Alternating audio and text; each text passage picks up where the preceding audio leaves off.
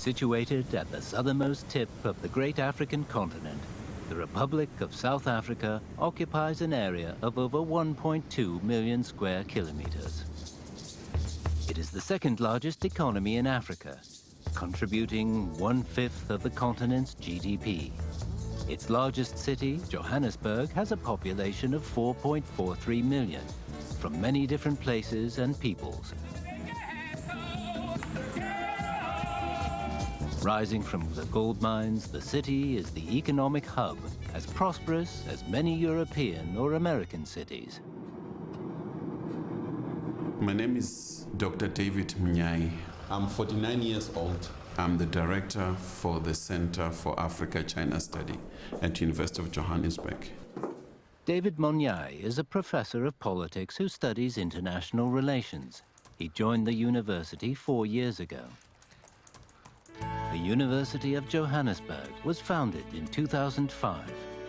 It is one of the largest comprehensive universities in the region, with 50,000 students. Among them are more than 3,000 international students from 80 countries. Yeah, I think we need something.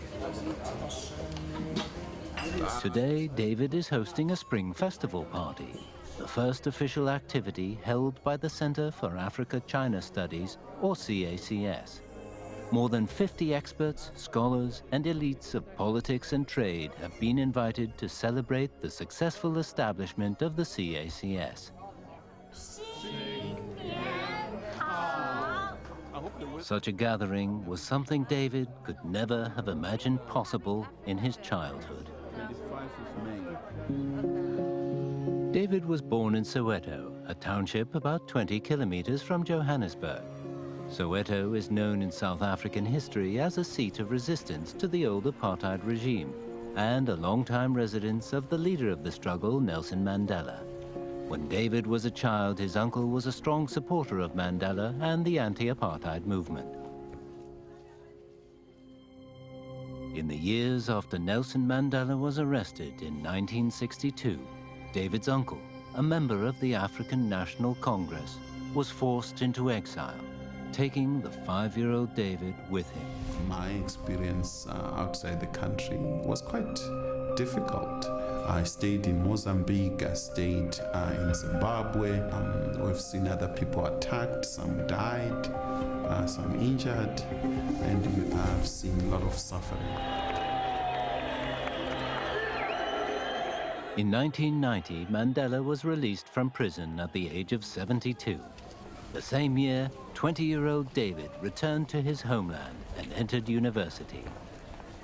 Deal with my experiences, and therefore international relations became the best option for me to understand diplomacy, to understand relation, to understand conflicts, to understand issues of development.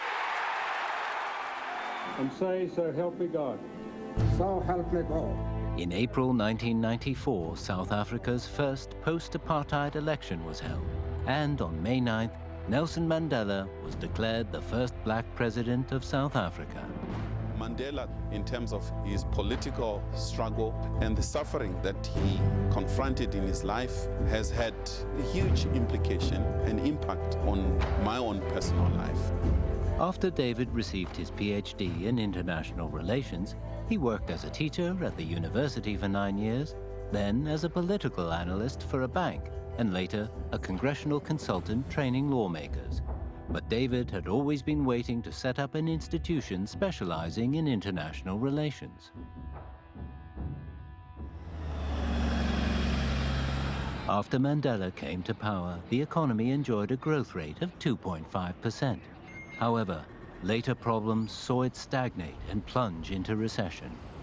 In 2013, it was a baleful former president who died, aged 95, at his home in Johannesburg. This was the same year that the BRI was officially announced. Over the following years, David saw Chinese-South African cooperation starting to bring benefits. In Cape Town, television and refrigerator factories run by Hisense Group have created jobs for the locals and led to a reduced crime rate. In Port Elizabeth, the FAW vehicle production plant has created a network of upstream and downstream businesses and attracted further foreign investment. What advantages will this bring to an ordinary African on the street, and not just to a political elite? As my colleague said, we must also borrow the work ethics. We must also declare zero tolerance to corruption. The benefits shown by the BRI in South Africa became a hot topic among David and his colleagues. David decided to focus his study on the BRI. He brought in Chinese professor Peng Yi to help establish the Center of Africa-China Studies.